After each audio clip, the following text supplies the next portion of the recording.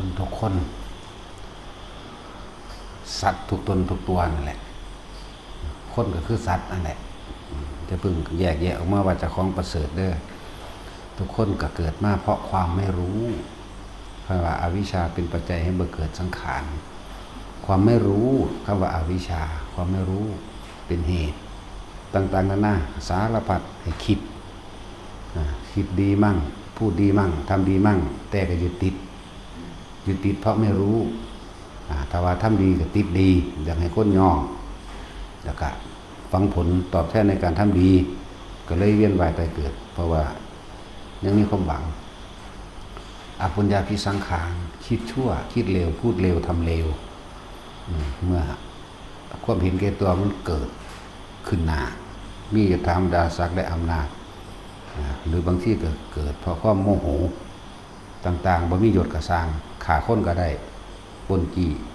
ในทั้งนั้นคนที่มียศถาบรรดาศักดิ์ทำบาปไปมากกว่ายาวนานกว่า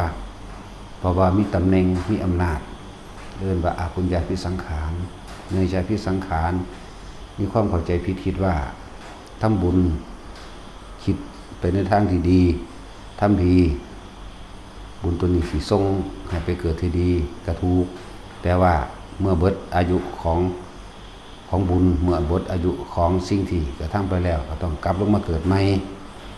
แหละเอื่นว่าเนื่องจากภิสังขารมีความเข้าใจผิดคิดว่าถ้าได้เกิดพรหมโลกก็สิเป็นอมตะจังซี่คิดว่าจะได้เกิดเป็นเทวดาที่สุขสบายเป็นจังซี่เรื่องว่าวิชาเป็นปัจจัยมาเกิดสังขารเป็นปัจจัยมาเกิดวิญญาณเมื่อมีความคิดทั้งดีและไม่ดีย่อมมีอารมณ์ที่พอใจมั่งไม่พอใจมั่งทั้งสองอารมณ์นี้คือความเข้าใจผิดคิดว่าถูกมั่งผิดมั่งก็แล้วแต่สิคิดตัวนี้แหละเมื่อความคิดทั้งสามอย่างปุญญาภิสังขารอปุญญาภิสังขารเนยชาภิสังขารเป็นเหตุเป็นปัจจัยให้เกิดวิญญาณหมายถึงรับรู้ความรู้สึกที่พอใจมั่งไม่พอใจมั่งบางอย่างกะเป็นความรู้สึกที่คิดแล้วก็ว่างบ่มีอารมณ์ว่าทั้งพอใจและไม่พอใจไม่เกิดขึ้นนั่นแหละวิญญาณจึงเป็นเหตุเป็นปัจจัยให้มันเกิดนามรูปก็หมายถึงเวทนาสัญญาสังขารวิญญาณนามเหมือนกับเมื่อมีนามแล้วมีจุดหมายหรือมีอารมณ์ความยินดีพอใจแล้วเป็นเหตุเป็นปัจจัยไปเกิดในเป็นรูปเป็นร่างต่างๆสารพัดบางที่ก็เป็นคนมั่งเป็นเทวดามั่งเป็นสัตว์เดรัจฉานมั่งเป็นเปรตมั่งเป็นสัตว์นรกมั่งสิ่งเหล่านี้นั่นแหละจึงนามรูปเป็นปัจจัยให้มันเกิดอายตนะเมื่อมันไปเกิดมีรูปร่างตัวตนขึ้นมาแล้วก็มีตาหูจมูกลิ้นกายใจนั่นเองหรืออายตนะตาหูจมูกลิ้นกายใจในคำว่าอายตนะก็มีทั้งนอกทั้งในก็คือตาหูจมูกลิ้นกายใจไอ้รูปรสกลิ่นเสียงไอ้บ่แม่นแม่นนั่นแหละรูปกับตานั่นแหละรูปรสกลิ่นเสียงสัมผัสอารมณ์ความรู้สึกอันเกิดจากตาจากหูจากจมูกจากลิ้นจากกายจากใจล้วนแล้วมีจากอดีต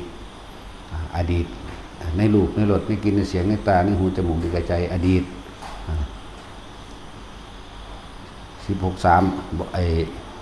30เป็นอดีต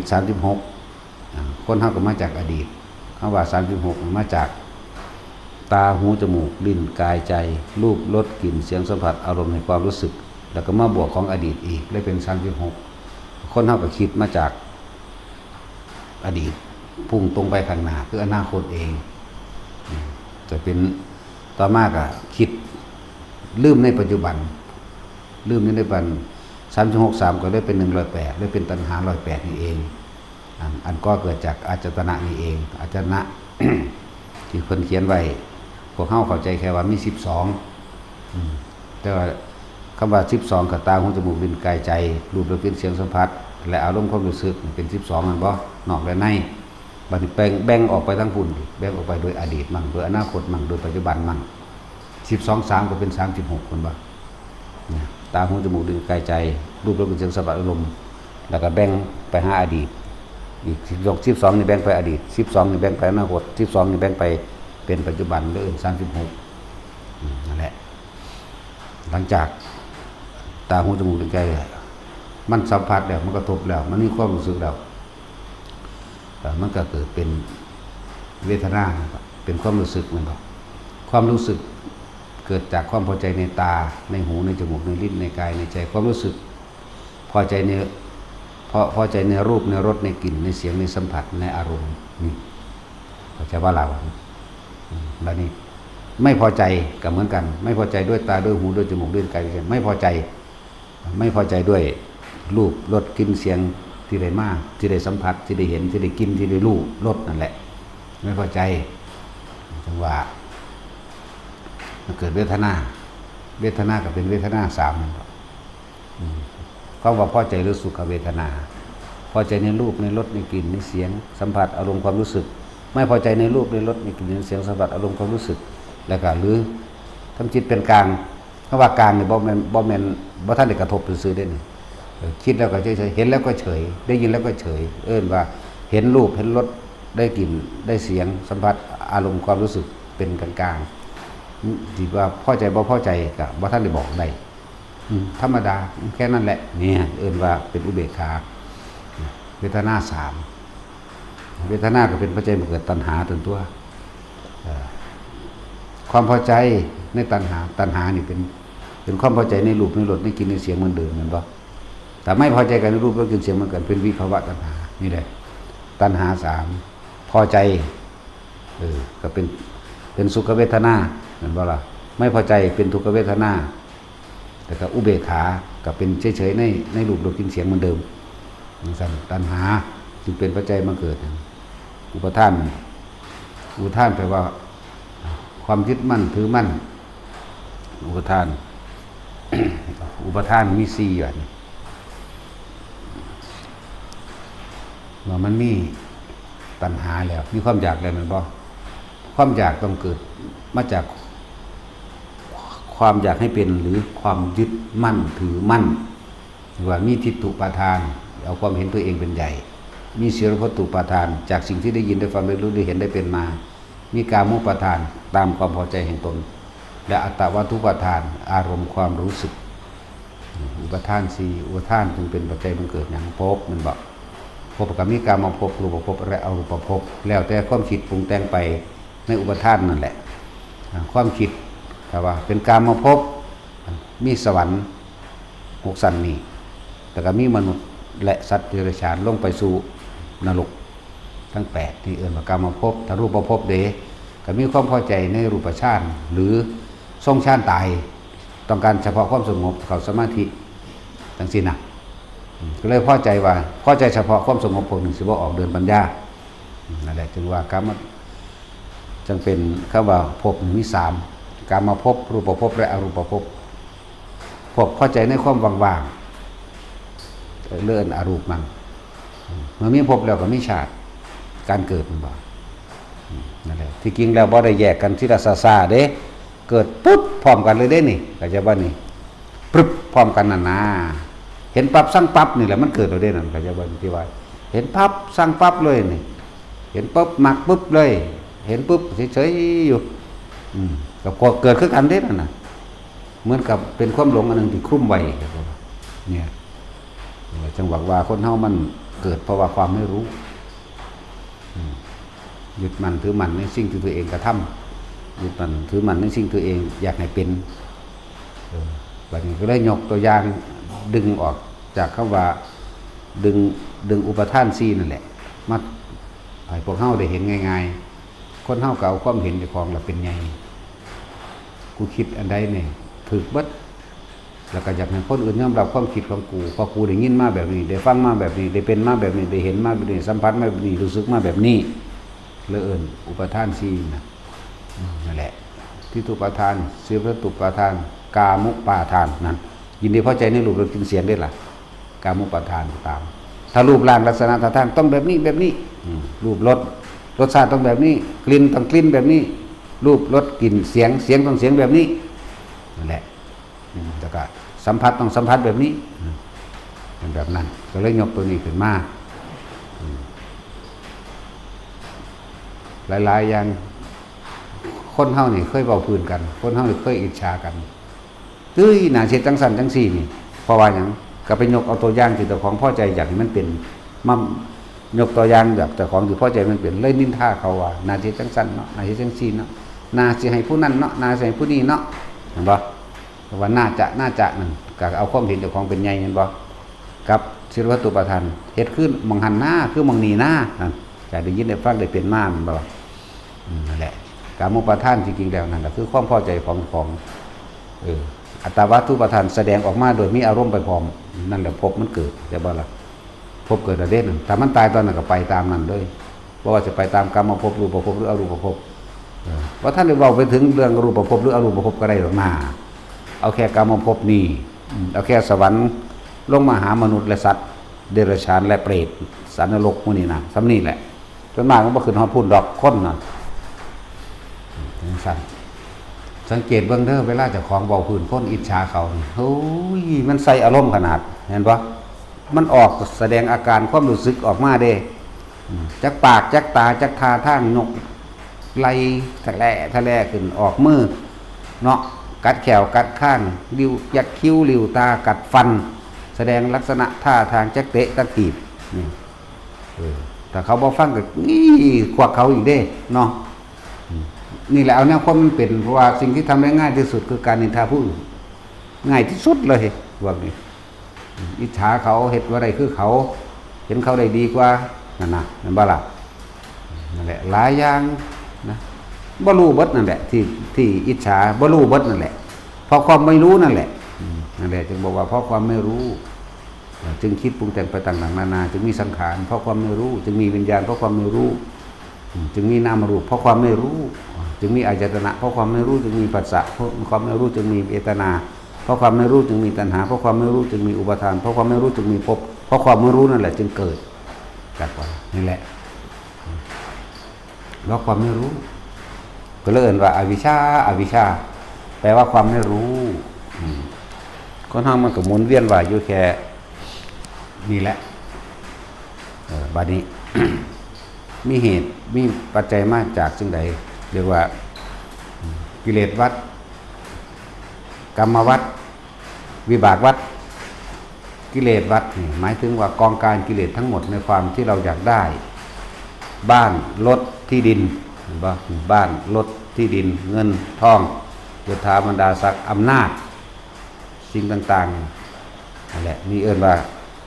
กองการกิเลสนี่ 1,500 อย่างก็ไปคิดเอาตัวมันหลายคักว่าน่ะเฮาก็ไล่บ่เบิดได้ 1,500 อย่างนี่เอิ้นว่ากองกิเลสนี่ 1,500 บาทเมื่อมีความอยากได้แล้วมันบ่กรรมวัฏมีการกระทำแสวงหาปรุงแต่งแสวงหาและพยายามกระทำไปให้ได้มาเห็นบ่บัดนี้กรรมมันสิสำเร็จตอนมันเป็นกรรมวัฏนี่เด้กรรมมันสำเร็จด้วยมโนกรรมเห็นบ่จิตเจตนาหรือมโนกรรมคือการคิดแต่ก็มีอารมณ์เอาง่ายๆว่าอยากได้ผัวอยากได้เมียแบบใดมีอารมณ์นั่นแหละมีอารมณ์พอใจหรือจะได้สัตว์เลี้ยงอย่างสิก็มีอารมณ์พอใจว่ามันงามมันจังสั่นจังสีมันปรุงไปได้มันนึกไปได้เนาะจังสั่นแหละกิเลสวัฏกรรมวัฏในขณะที่เป็นกรรมวัฏมโนกรรมสำเร็จแล้วนี่อารมณ์แล้วนี่วิบากวัฏเกิดขึ้นคือพอใจกับไม่พอใจนี่ครับนี่เอาบัตรได้เสร็จสำเร็จโดยวัตถุพร้อมได้นี่คิดออกบ่เวลาเขาอยากได้รถนี่เขาสินึกปรุงแต่งอันนั้นก็งามอันนี้ก็งามแม่นบ่มีอารมณ์พอใจได้บัดนี้ครับบัดนี้อันความรู้สึกว่าวิบากวัฏมันอยากฮ้อนใจมันฮ้อนมันอยากได้เนาะนั่นแหละวิบากวัฏนี่ขนาดว่าท่านได้กระทำสำเร็จโดยรูปธรรมเลยนี่สั้นๆแหละว่าหลายๆอย่างที่บอกเขาบ่ทันได้เข้าใจความเร็วความไวของความคิดความไวของมันไวขนาดนั้นเวลาคุยกันเรื่องในกระสางที่มีอารมณ์นั่นแหละพบเกิดเข้าใจบ่ล่ะเหลืออย่างเดียวยังไม่ตายจากชาตินี้ไปสู่ชาตินี้ซื่อๆเด้มันไวขนาดเด้ที่ว่าปฏิจจสมุปบาท12อย่างเหตุและปัจจัยทั้งหลายให้สัตว์ทั้งหลายเวียนว่ายตายเกิดอวิชชาเป็นปัจจัยมันเกิดสังขารเป็นปัจจัยเกิดวิญญาณเป็นปัจจัยเกิดนามรูปเป็นปัจจัยเกิดยตนะผัสสะเป็นปัจจัยเกิดเวทนาตัณหาเป็นปัจจัยเกิดอุปาทานเป็นปัจจัยเกิดภพเป็นปัจจัยเกิดชาติ เป็นปัจจัยมาเกิดชรามรณะนี่เอื่นว่า12นี่หรือว่าปัจจัยการ12หรือปฏิจจสมุปบาทเหตุและปัจจัยทั้งหลายให้สัตว์เวียนว่ายตายเกิดสัตว์ทั้งหลายเวียนว่ายตายเกิดเพราะอะไรเป็นเหตุเป็นปัจจัยอีกเด้เพราะกิเลสวัฏบันกิเลสกองกิเลส 1,500 อย่างกิเลส 1,500ว่าสั่นแล้วมันเมื่อมีความอยากได้ในกองวัตถุสภาววัตถุเรานั้นแล้วคนก็เป็นสภาววัตถุสัตว์ก็เป็นสภาววัตถุเป็นกองการที่เฮาอยากได้นั่นแหละกรรมวัฏเกิดคือจิตเจตนาหรือมโนกรรมคิดนึกปรุงแต่งไปวาดภาพจินตนาการไปมันบ่เบาเรื่องผู้สาวผู้เบาผัวกับเมียนี่ตะกี้มันอยากได้กันนั่นน่ะมันวาดภาพจินตนาการไปแล้วนั่นบ่มโนภาพไปแล้วนั่นแก้พากันแล้วมันบ่สัตว์กันซั่นแล้วเดี๋ยวอีหยังเล่าร้อนมันใจบ่แม่นบ่วิบากวัดวิบากของจิตบัดนี้ความรู้สึกที่มันเกิดอารมณ์เราร้อนกระวนกระวายในความอยากได้คิดถึงห่วงใยอะไรถ้าบ่ได้ดังใจเด้โมโหบ่ทั้งสั้นแหละนี่เรียกว่าโทษของกิเลสวัฏกิเลสกรรมวิบากกิเลสกรรมและวิบากถ้าเฮาบ่มีพระพุทธเจ้านี่เฮาบ่รู้จักวิธีสิมาดับทุกข์เฮาบ่มีวิธีที่จะออกจากความคิดนึกปรุงแต่งความบ่รู้ในความคิดเห็นเจ้าของที่พาเวียนว่ายตายเกิดเด้เฮาสิบ่รู้อีหยังเลยนั่นแหละจังว่าเฮาเห็นคุณค่าของพระพุทธเจ้ามหาศาลสูงสุดบ่มีหยังเทียบแล้วนะที่พระพุทธเจ้านำวิธีการต่างๆออกจากความไม่รู้ออกจากความคิดนึกปรุงแต่งให้เข้าสู่ทางสัมมาและพ้นออกจากความอยากตัณหาอุปาทานนี้ได้บัดนี้เฮามาเทียบบัดนี้ให้นัยยะให้ข้อคิดกิเลสคือกองกิเลส 1,500 อย่างบัดนี้กรรมวัฏนี่ความคิดนึกปรุงแต่งทั้งหลายนี่เอายังแก้กันถ้ามันเป็นครูของมันอยู่แล้ววิบากเอายังแก้กันกิเลสวัฏแก้ด้วยทานวัฏเข้าใจบ่ล่ะอันนั้นก็ของกูอันนี้ก็ของกูแม่นบ่ก็ต้องแก้ด้วยทานกรรมเด้แก้ด้วยหยังแก้ด้วยศีลต้องคิดนึกปรุงแต่งทานศีลวิบากเด้แก้ด้วยหยังภาวนามยปัญญาคือว่าทานศีลภาวนาทานตามธรรมดาแล้วเฮานี่เข้าของเครื่องใส่มีที่อยู่อาศัยมีผ้าห่มมียารักษาโรคจังซี่เฮาทานเอาไปแก้ความอยากได้ในกองการกิเลสอันนี้กิเลส1,500 อย่างนี่เอาไปแก้แล้วสิ่งที่เฮามีอยู่นั่นบัดนี้เฮาสิแก้หรือเฮาสิผูกต่อเด้อ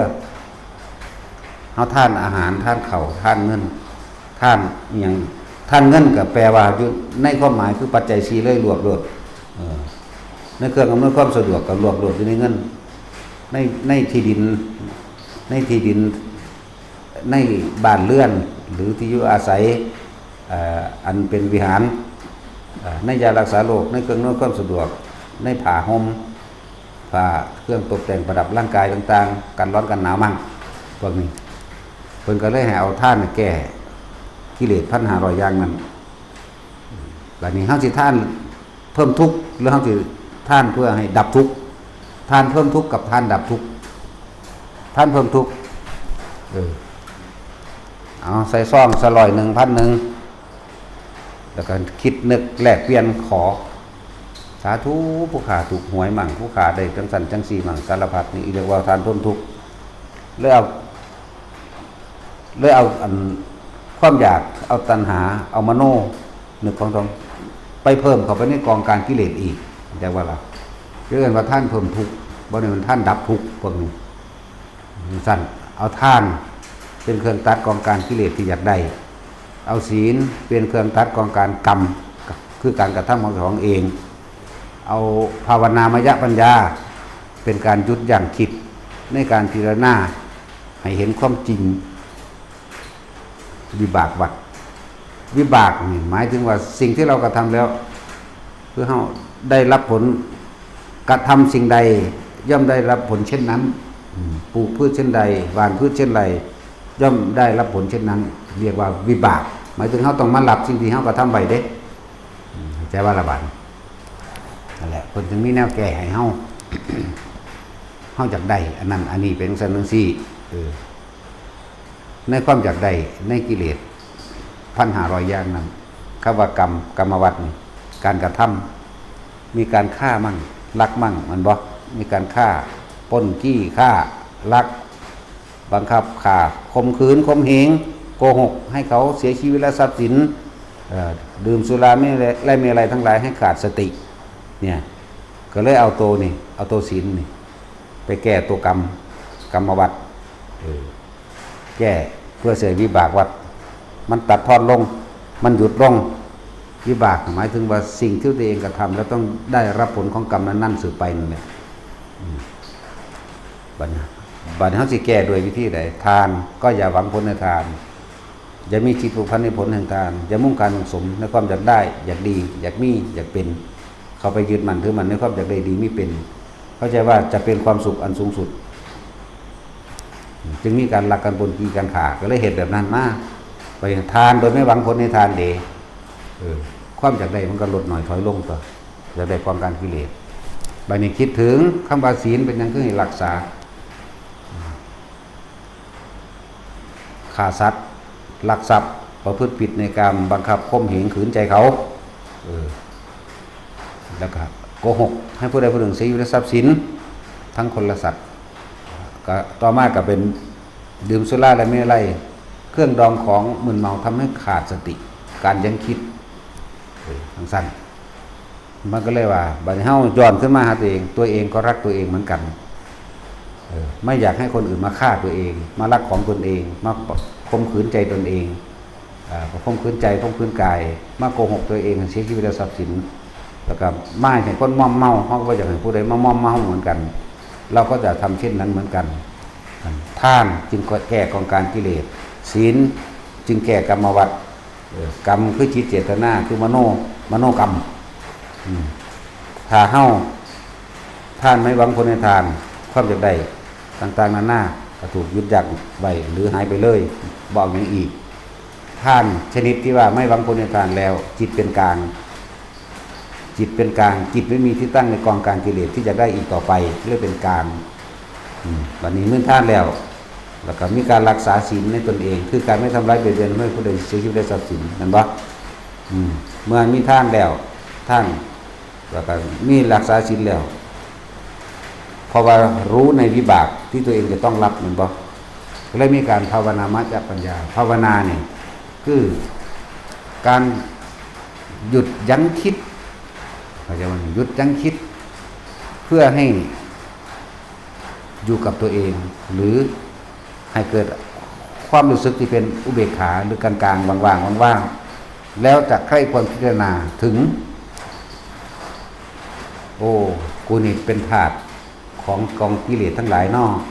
จึงมีการกระทำกรรมไปต่างๆนานาสารพัด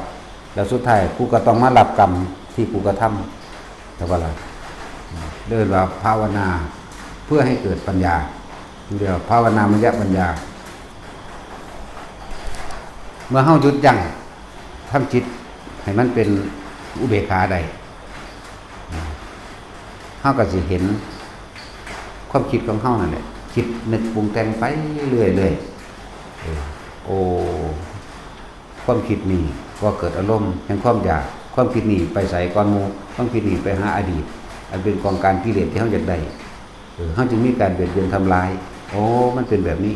ต่อมาเฮาก็มาคิดถึงว่าพอมีคนใดอยากเบียดเบียนทำลายอ๋อเฮาจึงมีการรักษาศีลให้แข็งๆดุจดังศิลาดุจดังหินนั่นแหละเพราะว่าเฮารู้แล้วคำว่าวิบากวัฏนี่เฮารู้แล้วว่าสัตว์โลกเป็นไปตามกรรมไม่ว่ากระทำสิ่งใดย่อมได้รับผลของกรรมนั้นสืบไปในนอกอยู่แล้วเฮาจึงไม่เห็นโทษของมันเห็นโทษของการอยากได้เห็นโทษของการกระทำเจ้าของเองวิบากที่เฮาต้องรับวิเดียวนี้ที่มาเกิดวิเดียวนี้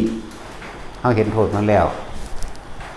เฮาจึงมีการใครควรและพิจารณาเห็นแจ้งตามความเป็นจริงสัตว์โลกเป็นไปตามกรรม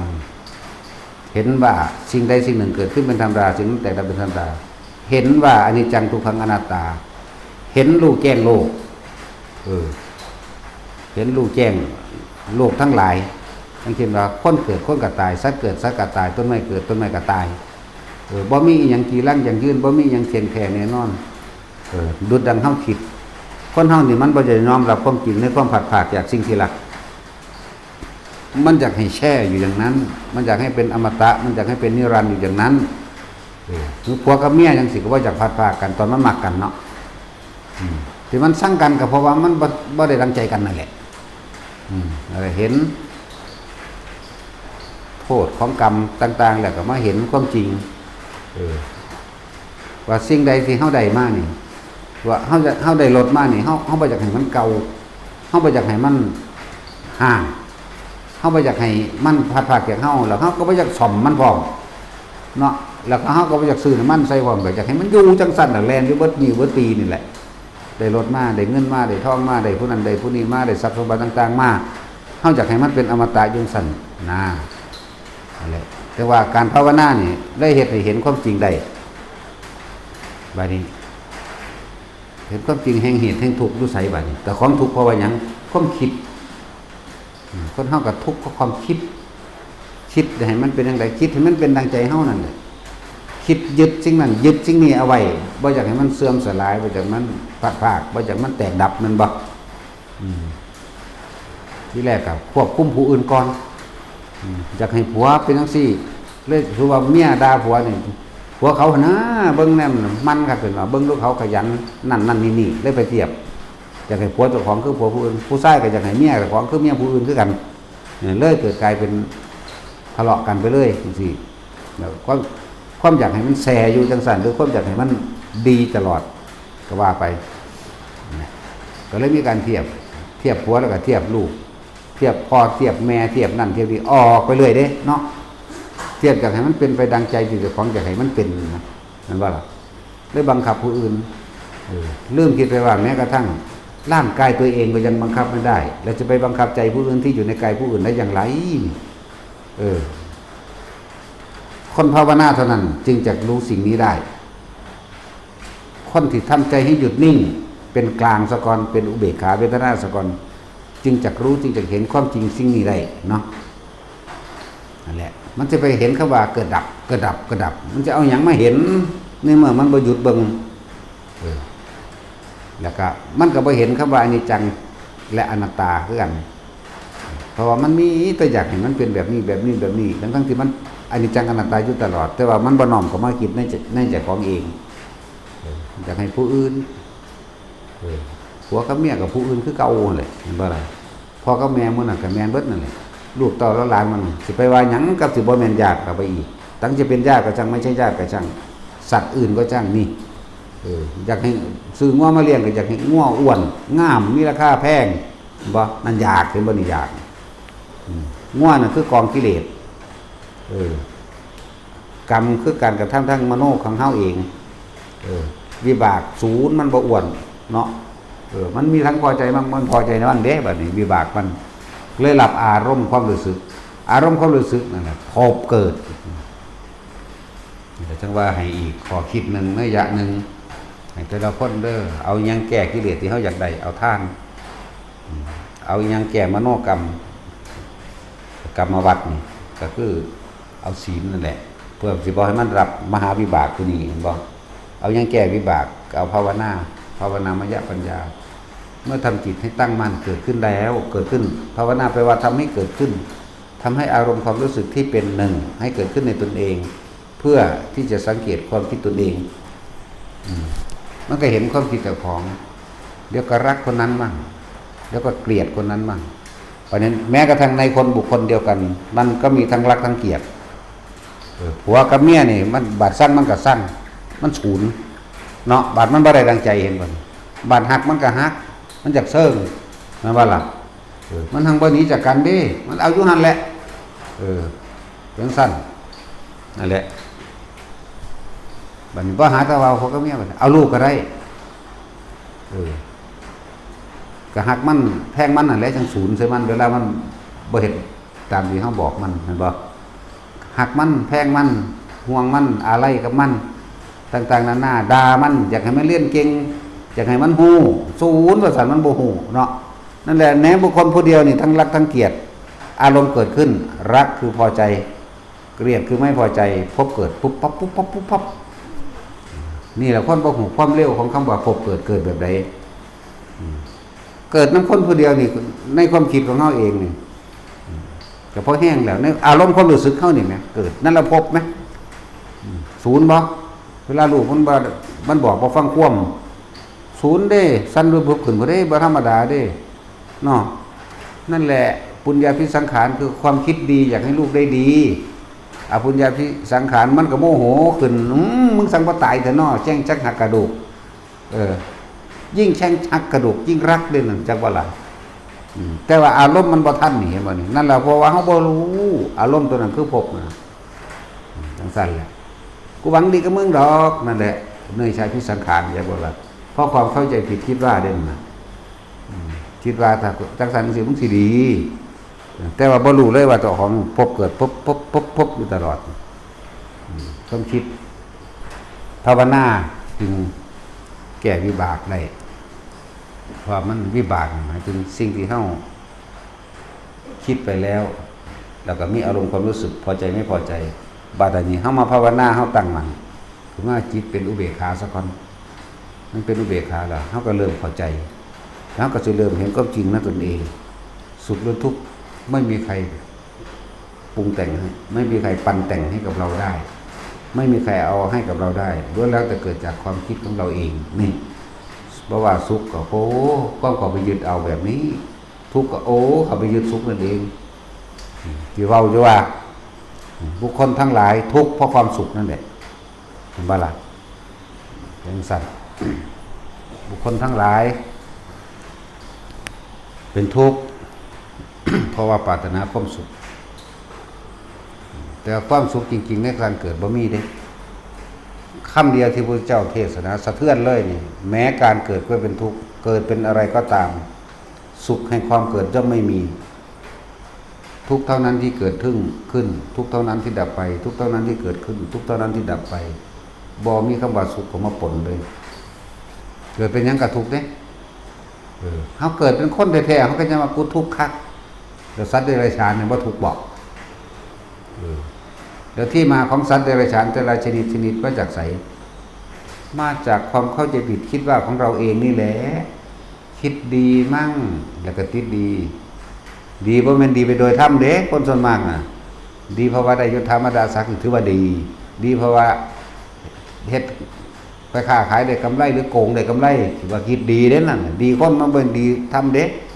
คนละอย่างกันเด้อนั่นแหละ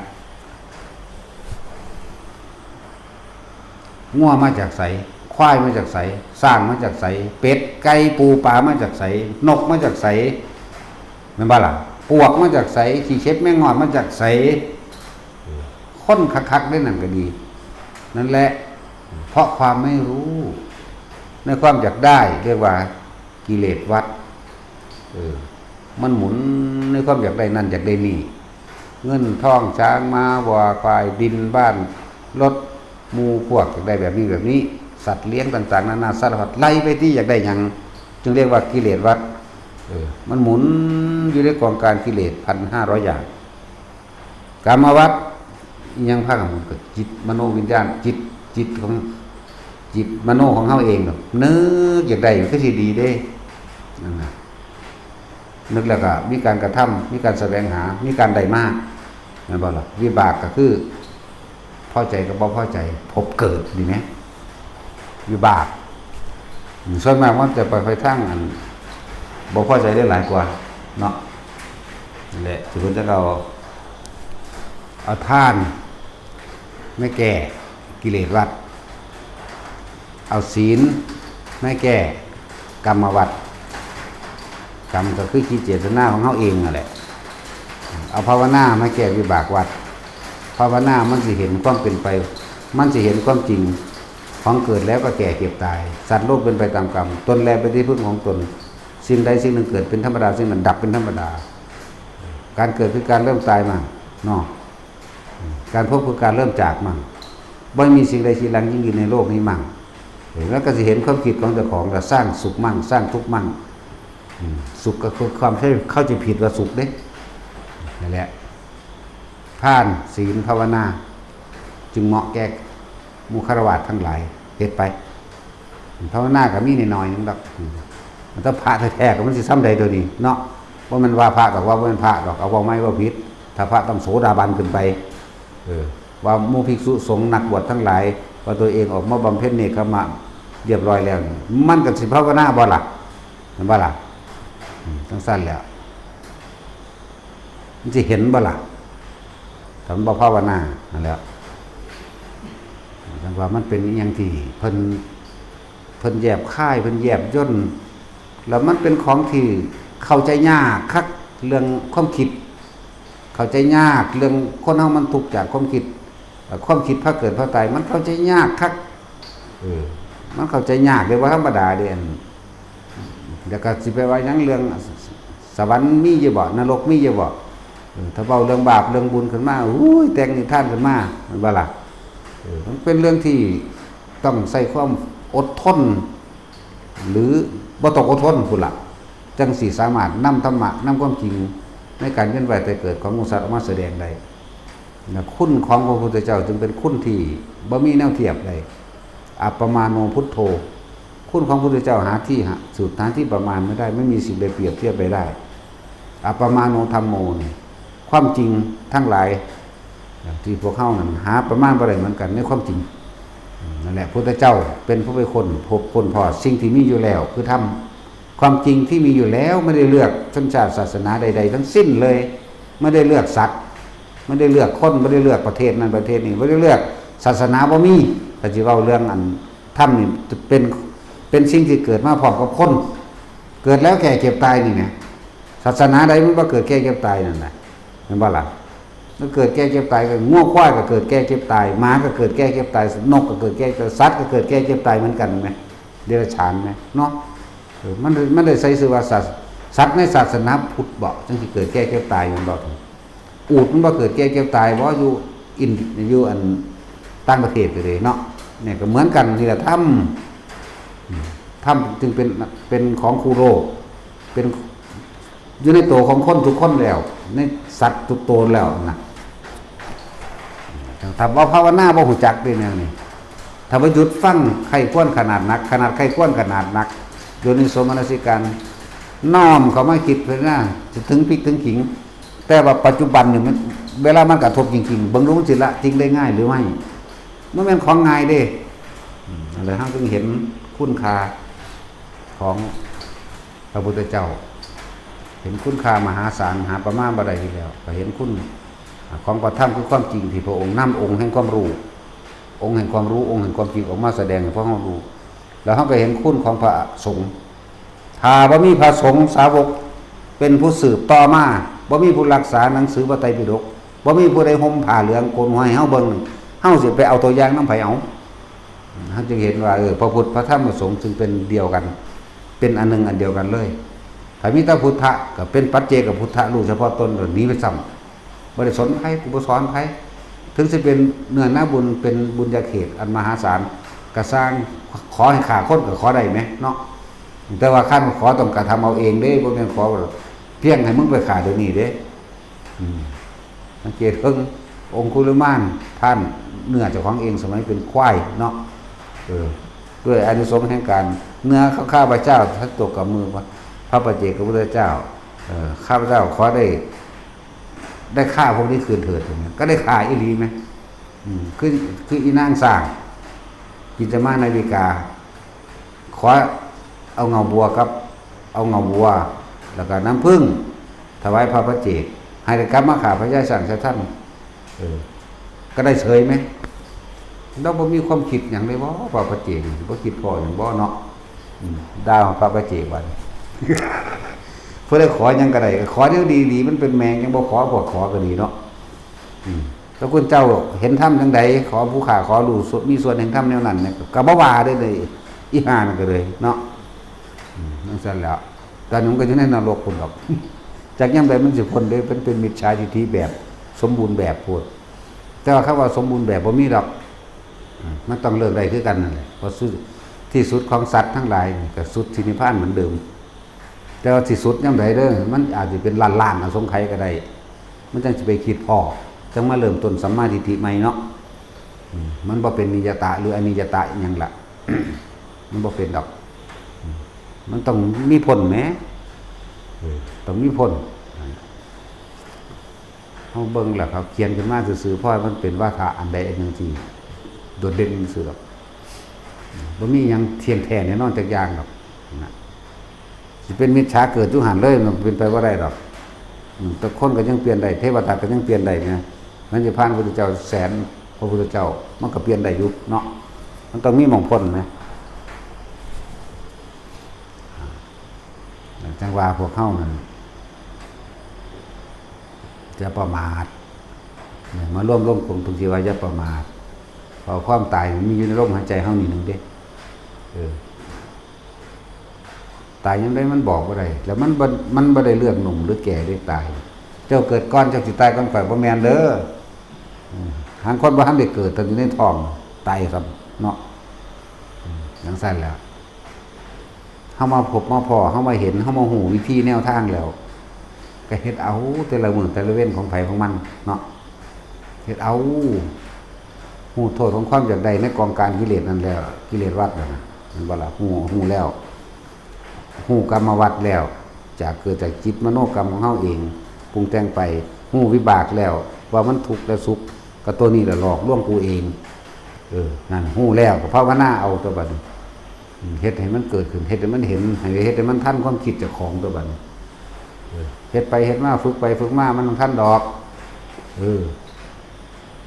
จังว่ามันเสียดายได้คนเกิดมามองพบพอคำสอนพระพุทธเจ้าเอาพระเจ้าเอาธรรมออกมาแล้วเสียดายศาสตร์มนุษย์ผ่านไปซื่อๆนี่บ่ได้ต่างจากสัตว์เด้คนหากินนั่นไก่มีพาลูกมันเคี่ยกินคำมากก็บินขึ้นห้างขึ้นก้อนมันตื่นเช้ามามันก็ลงหาเคี่ยกินใหม่กินหมดกินแม่งต่างๆกินข้าวหรือกินยังสิพืชพันธุ์ธัญญาหารกินใดมันก็กินไปเด้คนก็คือกันตื่นเช้ามาปลุกกันลูกแม่นอนตายแมงยังอยู่นี่แท้อีหานี่บักหานี่เห็นว่าท่านบ้านเมืองเขาไปฮอดไสแล้วมันจะไม่ขี้ข้านจังซี่บ่นะคือกันล่ะกับไก่จังซั่นล่ะหากินไปคำมากกับเขาก็มานอนแต่ว่าคนมันหนักก็ไก่ก็สัตว์แต่ว่าสัตว์ก็มาจากคนไก่ก็มาจากคนหมูหมาเป็ดหอยแข้งแมลงผู้ใส่เดือนก็มาจากคนปวกก็มาจากคนกิ้งกือน้อยดำๆก็มาจากคนตัวดำๆมีแถบไล่ๆเนาะกิ้งกือใหญ่ก็มีกิ้งกือน้อยก็มีสุแบบอรรถพยาธิก็มาจากคนเด้บ่แม่นมันอยู่ในใส่คนเด้หมายถึงจิตของคนที่ทำสังเสริฐะได้พวกนี้บ่ฮู้จักบุญจักบาปบ่จักคุณจักอีหยังเลยเลวมหาเลวเรียกว่าอัปปมาโนเลวเลวหาที่สุดบ่ได้เลวหาประมาณบ่ได้พวกนี้ถึงสัตว์พวกเฮามาพอแล้วพวกเฮาก็เฮ็ดเอาเถอะมันเฮ็ดให้กันบ่ได้ไงเนี่ยมันบ่เอาหยังมันบ่เอาความสงบให้กันได้มันเอาบุญเอาบาปเอายัง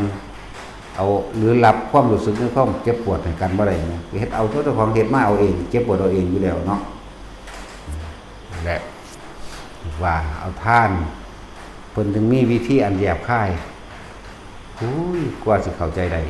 แต่ละคนเนาะมันจึงมีคำว่าทานจึงมีคำว่าศีลเด้อจึงมีคำว่าเนกขมะหรือภาวนานั่นแหละมันถึงมีคำว่าปัญญานี่มึงทานศีลเนกขมะปัญญาวิริยะถ้าเข้าใจรู้แจ้งเราได้ท่านอย่าเพิ่มทุกข์ด้วยการวางผลในทานด้วยกันอย่ามีจิตผูกพันในผลในทานอย่ามุ่งการสังสมในสิ่งอันเป็นลามกทำอันลามกความจริงอันลามกคำว่าทำอันลามกก็เลยความจริงอันลามกเพราะพวกท่านอะไรจะตกเป็นทาสของสิ่งที่พวกท่านปรารถนาจะทำอาศักดิ์เงินทองความร่ำรวยความเป็นเจ้าฟ้ามหากษัตริย์ความเป็นผู้มีอำนาจนี่พวกท่านทั้งหลายเป็นทาสไม่ใช่เป็นเจ้าของ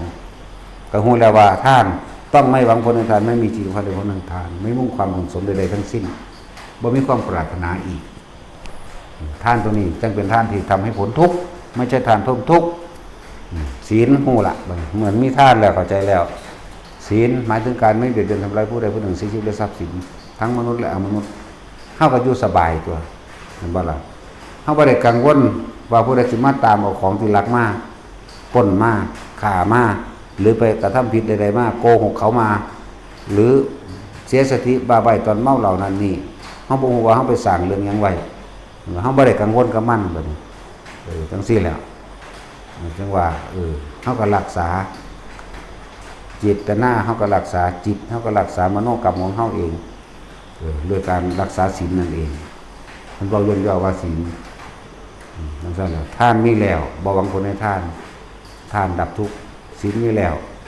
ไม่ไปเบียดเบียนทำร้ายใครความเป็นอยู่ในปกติชีวิตของเฮาไม่ได้กังวลไม่ได้ร้อนก็เป็นบุญขึ้นมาแล้วบ่บัดนี้ก็ภาวนาเพื่อที่จะเทียบว่าที่จะแก้เพื่อที่จะเห็นความรู้สึกนึกคิดของตัวเองในความเข้าไปยึดมั่นในความที่เข้าไปถอนก็เห็นปัญญาก็เห็นโลกตามความเป็นจริงแล้วสัตว์โลกเป็นไปตามกรรมสัตว์ทั้งหลายเกิดเท่าไหร่ตายเท่านั้นตนแลเป็นที่พึ่งของตนเห็นว่าโลกนี้สุดท้ายแล้วก็ต้องแตกดับเนี่ยเห็นความจริงหลายๆอย่างอื่นไว้ความจริงโลกุตตรสัจจะโลกุตตรสัจจะเห็นความจริงสัตว์โลกเกิดแบบนี้สัตว์โลกบ่เกิดแบบนี้อยู่ในโลกแบบนี้นั่นแหละบัดนี้ปัญญามันก็หูแจ้งดีแล้วมันก็เหลือแต่ความเพียรพยายามของเจ้าของเองได้บัดนี้เรียกว่าทานศีลเนคขมะปัญญาวิริยะคือความเพียรพยายามในความเพียรพยายามก็ต้องมีความอดความทนคือขันติบอกวิริยะขันติมีสัจจะกับตัวเองซื่อสัตย์กับตัวเองซื่อสัตย์กับผู้อื่นบ้องมีสัจจะว่ามีอธิษฐานมีการตั้งมั่นมีการตั้งใจมุ่งมั่นสู่จุดหมายที่ตัวเองปรารถนาด้วยการกระทำของตนนั่นแหละนี่อธิษฐาน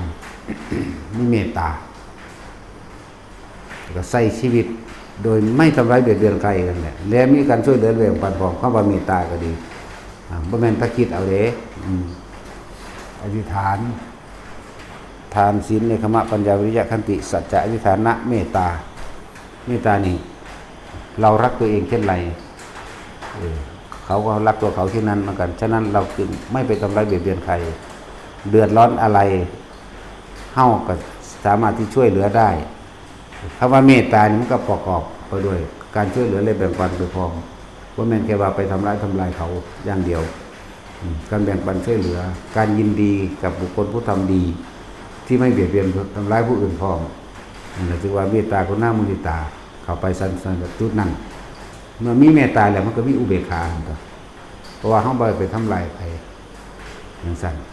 เมื่อมันมีอุเบกขานี่ก็คือเพราะเราเห็นโทษต่างๆในอารมณ์แห่งตนเพราะเราเห็นโทษต่างๆในความคิดเจ้าของเพราะเราเห็นโทษในกิเลสวัฏเห็นโทษในกรรมวัฏเห็นโทษในวิบากวัฏและสิ่งใดสิ่งหนึ่งที่กระทบกระทั่งของเฮาเองยกตัวอย่างเช่นโลกกระทำ8มันกระทบเฮาเมื่อมีนินทาก็ต้องมีสรรเสริญคนที่เขาพอใจเขาก็ยอมเฮาก็อยู่เฉยๆโลดก็ต้องไปคิดนึกปรุงแต่งก็ต้องไปอวดอ้างเพิ่มขึ้นมาอีกก็ต้องไปบอกไปเมื่อมีนินทาก็ต้องมีสรรเสริญนั่นแบบก็อยู่ตรงกลางมันเมื่อได้ก็มีเสียมันก็อยู่ตรงกลางมันเมื่อมียศก็เสื่อมยศเป็นเหมือนกันเมื่อมีสุขมันก็มีทุกข์ที่จริงแล้วคือเฮาเข้าไปยึดมันก็เลยว่าอยู่กลางๆเบิดเลยถึงว่าพุทธสโรกตามิจิตตังยสนะกัมปติอโศกังวิริยังเขมังเอตัมมังคารมุตตมังจิตคือความรู้ทั้งหลายที่มีอยู่เต็มอยู่ในนี้จิตกับผู้รู้กับจิตเป็นเดียวกันเมื่อโลกธรรมกระทบมาแล้วย่อมไม่หวั่นไหวเพราะรู้ตามความจริงแล้วเลยบ่ค่อยตามบ่หวั่นไหวนั่นแหละเหมือนบ่หวั่นไหวแล้วก็เป็นที่ไปแห่งนิพพานตัวนิพพานัสสชิกิริยาละบัดเนี่ยเข้าสู่ความจริงกิจญาณสัจจญาณมันก็เห็นของมันตัวบัดบ่เข้าใจดอกถ้าว่ากิจญาณบ่เนาะกิจที่พึงกระทำน่ะอันเราได้รู้แล้วได้ทำกิจนี้ถูกต้องตรงตามความจริงแล้วสัจจญาณก็ กิจจญาณสัจจญาณมันก็พ้นออกได้ถึงตัวบัดกิจจะสัจจะมันก็มานำกันนั่นแหละมันต่อของต่อเนื่องกันกิจจญาณสัจจญาณเพราะว่าเฮาเห็นตามความจริงแล้วเฮาก็เรื่องบ่หวั่นไหวกับมันนั่นแหละคำว่าเกิดบ่มีคำว่าสุขเกิดเป็นอะไรก็ตามมีแต่ทุกข์เท่านั้นที่เกิดขึ้นทุกข์เท่านั้นที่ดับไปทุกข์เท่านั้นที่เกิดขึ้นทุกข์เท่านั้นที่ดับไปเวียนอยู่เพราะซ้ำนี่นึงเด้แล้วมองสิบ่ทุกข์เลยมีแต่นิพพานนั่นแหละเพราะสั่นเพิ่นสิเว้าไว้บ่นิพพานังปรมังสุขขังแสดงว่าบ่มีทุกข์เลยความดับกิเลสตัณหาและอุปาทานการหยุดคิดปรุงแต่งในความอยากได้ดีมีเป็นทั้งหลายเป็นสุขอย่างยิ่งอย่างยิ่งเลิ่นนิพพานังปรมังสุขขังเนาะนั่นแหละไว้บอกคักปานนี้แล้วก็เฮ็ดเอาตัวเนาะบ่เฮ็ดก็สร้างเด้อมังเฮ็ดมันอยู่ไสมังกระทำเอาเองก็ลมหายใจเจ้าของเด้อซั่นมันสอนแนวเดียวเด้อนี่ตะกี้เฮาสอนหลายแนวอยู่มันพากันเป็นบ้าเป็นบอดไปหรือเศร้าสอนอย่างอื่นมันบ่ฟังพ่วงบันไดมันจะไปตะมันแต่เห็นผีเห็นเปรตเอ้ยเว้ากันอยู่หั่นละบาดนี้แล้วก็กลายเป็นผู้วิเศษเอาไปมาเลยหาสแกนกรรมผู้อื่นไปแล้วบาดนี้ทางบ่สแกนกรรมเจ้าของเนาะมันสแกนหูดากกูนี่มันวายเดินโอ้ยจะสแกนยังกับผู้อื่นเด้อนี่เนาะเลยกลายเป็นผู้วิเศษมันกลายเป็นผู้ทำนายทายทักเป็นหมอดูมันนั่นแหละกลายเป็นผู้ตรวจสอบนั่นนี่ไปสแกนมันแหละหลายอย่างที่เพิ่นพากันเป็นบ้าเลยกลายเป็นไปยึดติดอยู่ในอดีตมั่งอนาคตปรุงแต่งเอาเองคิดเอาเองมั่งสารพัดเศร้าลมหายใจอย่างเดียวเห็นยังเกิดยังขึ้นกระสร้างตัดถิ่มจะนั่งก็มาคิดอย่างเดียววันนั่นแหละเห็นรูปเห็นรสเห็นกลิ่นเสียงยังอยู่เกิดขึ้นนั่นแหละบ่ให้เอาอย่างเดียวบัดเอาแต่ลมหายใจอุณาโลมความรู้สึกในกายหลายคนยังบ่ทันเข้าใจอยู่ได้ฟังมาหลายปีไปดีอุณาโลมแปลว่าความรู้สึกเกิดขึ้นตรงกลางระหว่างคิ้วนิ่มๆหน่วงๆนี่เป็นวิธีเบื้องต้นเป็นซื่อมั่นเพื่อให้เกิดเข้าใจง่ายซื่อๆหลังจากมันนิ่มลงไปแล้วบัดนี้มันบ่นิ่มลงตรงกลางคิ้วแต่ว่ามันขึ้นกลางหน้าผากเลยก็มีก็เลยเปลี่ยนคำว่าอุณาโลมมาเป็นความรู้สึกตัวบาดนี้มันขึ้นมากลางหัวก็ให้เป็นความรู้สึกที่กลางหัวบ่แม่นให้ดึงมาตรงกลางคิ้วเหมือนเดิม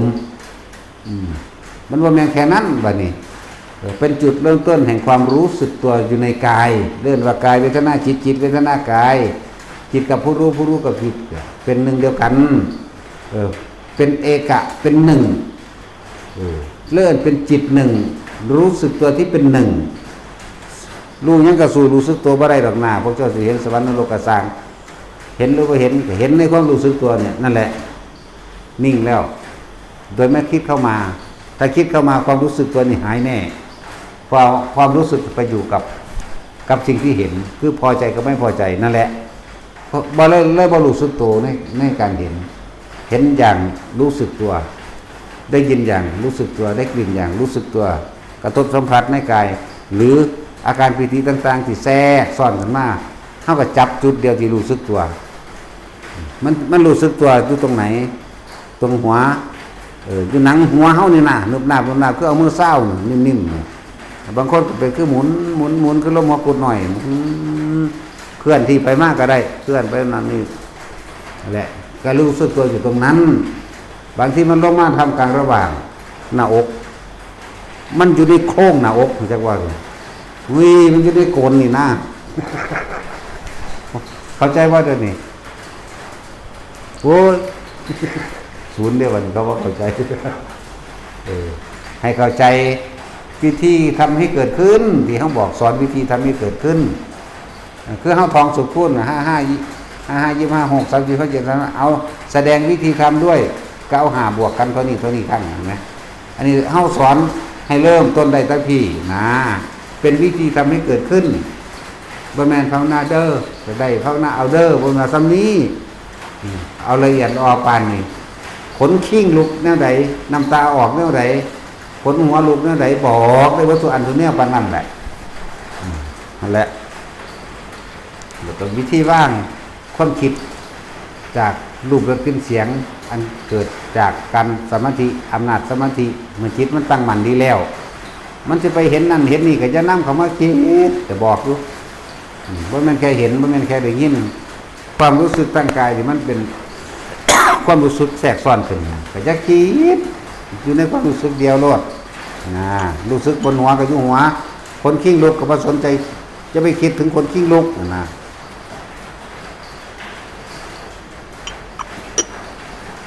ด่าคนหลายมันข้อแห่งเนาะแต่สินด่าคนก็รู้เรื่องแต่ด่าหมาอันสิรู้บ่เห็นว่าสั่นด่าแมวก็บ่รู้ได้มีแต่สิเอาไปหนึ่งเท่านั้นเด้หนึ่งแน่ออมแน่ได้เฮาหมาหน่อยออกไม่เนี่ยเอาไปออมเนาะนะโมมันบ่มาแต่มาออมแมงนะโมเลยออมนิ่นใส่ผักใส่ออมคือเกียดนี่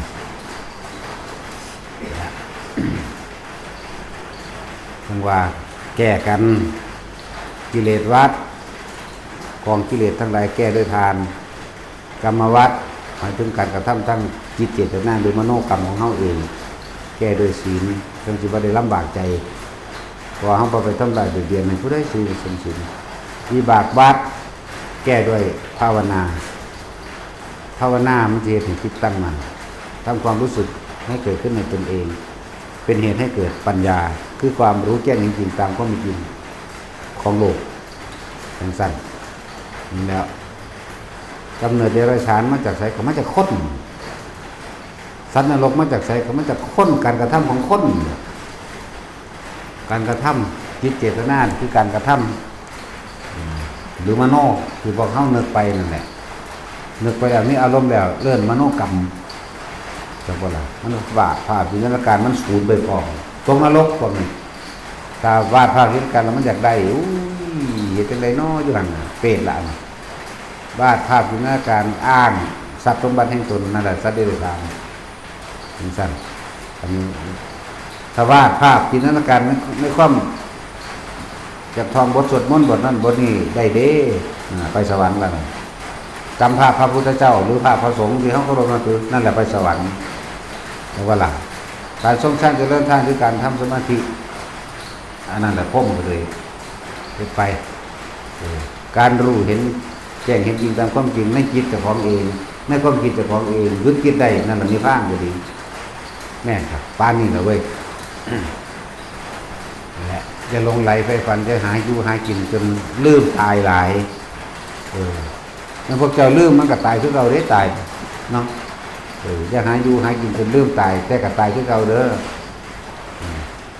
พวกมันรวยหลายร้อยล้านพันล้านแสนล้านล้านนะไม่อาจสามารถซื้อความป่วยได้ไม่อาจสามารถซื้อความเจ็บได้เห็นบ่ไม่อาจสามารถซื้อความแก่ได้ไม่อาจสามารถซื้ออุบัติเหตุด้วยได้ไม่อาจสามารถซื้อความตายได้ซื้อให้คนอื่นตายแทนก็ไม่ได้เห็นบ่ล่ะเนี่ยเห็นบ่ล่ะเป็นสั่นตัวนี่แม้ธรรมชาติไหมคนรวยที่สุดในอันดับหนึ่งของโลกที่ต่างประเทศมันก็ตายที่เก่าหั่นแหละแน่นี่แม้ธรรมชาติเนี่ยไม่ได้เลือกศาสนาด้วยล่ะนี่ว่าสั่นเวลาบาดเจ็บสมว่าคือมีดบาดมากมันก็เจ็บคือกันเด้นี่แม้ธรรมะนะเจ็บคือกันเหยียบน้ำไปเจ็บคือกันวันนี้ง้อควายเหยียบน้ำมันก็เจ็บคือกันก้นเหยียบน้ำเจ็บคือกันป่วยก็อยากเศร้าคือกันแต่จะว่าคนศาสนาพุทธป่วยอยากเศร้าบ่ก็อยากเศร้าคนศาสนาอื่นป่วยคริสต์อิสลามอยากเศร้าบ่มันก็อยากเศร้าคือกันตัวมันก็อยากหายกันตัวมันก็ปรารถนาความสุขเสมอกันคือกันเลยบัดเนาะอยากได้ดีมีเปลี่ยนในรูปในเรากินในเสียงเหมือนกันนั่นแหละเครื่องล่อทั้งหลายเวียนว่ายตายเกิดทำลายซึ่งกันเหมือนกันถึงว่าจะไปเงื้อถึงมึงรวยมึงรวยไปใส่ให้มึงรวยจนตายคุณเนาะสมนามึงบอกมึงรวยจนตายนั่นว่าล่ะบ่แม่นรวยไม่ไหวแล้วเด้แต่มันรวยจนตายไม่ไหวแล้วก็ไม่ไหวแล้วไปตายนั่นแหละมันจะไปไหวใส่ไปก็ดีเนาะมันสั้นแล้วนั่น แล้วว่าพวกเฮาพึ่งสำนึกสำเนียกเอาไว้แหน่เวลาคิดนั่นคิดนี่ไปคิดถึงความตายแหน่ให้มันหยุดแหน่เนาะคนเป็นคู่ก็บ่แก้ความเกิดแก้แค่ตายบ่ได้เลยดอกเห็นบ่ซั่นคนเป็นคู่ก็บ่เฮ็ดให้ผู้อื่นอยู่ดีมีสุขได้ดอกมันก็เฮ็ดกับตัวมันเองแหละแถมสั่งตัวมันเองก็ว่าอยู่ดีมีสุขแล้วนะทุกแมงคือเก่าล่ะคนเป็นทนายก็บ่ออกกฎหมายให้เกิดแก้ความเกิดแก้ตายหรือแก้อุบัติเหตุได้ดอกเนาะมีดฟันหัวเข่าคือเก่าแบบทนายกันเลยคู่กับขาตายได้คือเก่าล่ะทหารก็ขาตายได้ตำรวจก็ขาตายได้ตัวเป็นหยังก็ขาตายได้เบิดตัวนั่นว่าซั่นเป็นหยังก็ป่วยแมงเบิดน่ะไผก็เลยเนาะเป็นหยังก็ตายคือเก่านั่นแหละมันก็เจ็บท้องปวดหัวเป็นคือกันนั่นแหละเนาะชีวิตสอนแมงก็ดอกภาษาสั่นแล้วอยากให้พวกเข้าพยายามสละความเห็นแก่ตัวออกเด้อว่าเขาเป็นบ้าน้ำกองกิเลส1,500อย่างเขาจึงแสวงหาจินตนาการใจเนี่ยเอิ้นมโนกรรมเอาตัวนี้เอาสิ่งที่มีอยู่ในของตนเองที่เขาจะว่าเป็นของตนเองออกข้ามเพื่อสิกระจัดความโลภออกจาคะสละออกให้ความยึดมันที่มันก็เป็นของตนออกเอาเข้ามาไม่ทำร้ายเดือนผู้ใดผู้หนึ่งชีวิตละสินเอาตัวนี้ชีวิตของเฮาก็สิอยู่โดยบ่ต้องเดือดร้อนและกังวลบ่ได้วิตกผู้ใดสิมาฆ่าผู้ใดสิมาว่ากูรักมันมีบ่นองบ่ต้องไปสนใจเลยนี่แหละจะได้เอาภาวนามาเป็นคนอยู่ในกายตนเองเด้อเพื่อสิให้มันเห็นความผิดของคนเฮาก็ทุกข์เพราะความผิดนั่นแหละม่านผู้มีฤทธิ์บักหลายก็มูเลยกับความคิดเจ้าของมันเป็นผู้อื่นเด้ไม่มีอะไรจะร้ายเท่ากับตัวเองเด้อคนที่ร้ายที่สุดคนที่อันตรายที่สุดคือตัวเราเองอย่าให้จึงว่าไม่ได้ย่านใครได้ในโลกนี่นอกจากเจ้าของเองเนาะย่านไปฆ่าเขานี่แล้วฆ่าเขาต้องเป็นได้บ่นี่แต่วิบากกรรมกับเจ้าของรับเองคือเขาไหมเนาะไปฆ่าไปลักไปปล้นไปขี้ไปหยังกับเขานั่นแหละใช้ละลายเจ้าของได้ไล่ผู้อื่นบ่ไล่เด้ยังสิไปไล่เขาก็เป็นเองนั่นแหละเอาแต่ประธาน